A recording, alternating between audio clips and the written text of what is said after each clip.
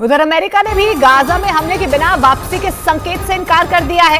America के राष्ट्रपति ने कहा है कि इसके बाद अगला कदम टू नेशन थ्योरी को लागू करना होगा, यानी कि अब इजरायल की सेना किसी भी वक्त गाजा पर जमीनी हमला कर सकती है। और इजरायल के सैनिक पहले से ही गाजा बॉर्डर के करीब किलेबंदी कर चुके हैं और उन्होंने गाजा पर हमलों की तादाद और ज्यादा बढ़ा दी है। इस बीच अमेरिका के राष्ट्रपति जो बाइडेन ने हमास और इजरायल युद्ध को लेकर बड़ा बयान दिया।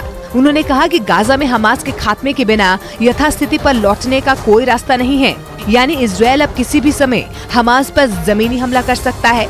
इससे पहले अमेरिका ने अपने सबसे खतरनाक जनरल को भी गाजा पर जमीनी हमले की रणनीति बनाने के लिए इजरायल भेजा था, जिसका मतलब साफ है कि इस बार इजरायल हमास को किसी भी कीमत पर बख्शने वाला नहीं है। हमास की जारी जंग के बीच लेबनान के कार्यवाहक प्रधानमंत्री ने इजरायल से लगने वाली लेबनान की सीमा का दौरा किया। 7 अक्टूबर को हमास के हमले के बाद इजरायल की उत्तरी सीमा पर लेबनान के चरमपंथी संगठन हिजबुल्लाह ने भी अपने लड़ाकों को तैनात कर दिया था और इजरायल को उसकी उत्तरी सीमा से बड़े हमले की धमकी दी थी। यहां तक कि हिजबुल्लाह ने इजरायल की सीमा में कई रॉकेट भी दाग दिए थे।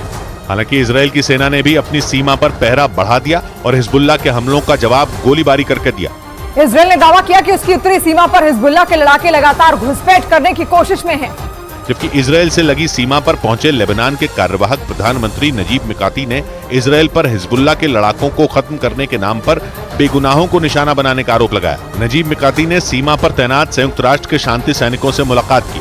2 दिन पहले इजरायल के प्रधानमंत्री बेंजामिन नेतन्याहू ने भी लेबनान से लगने वाली सीमा का दौरा किया था और इजरायल के सैनिकों का हौसला बढ़ाया था।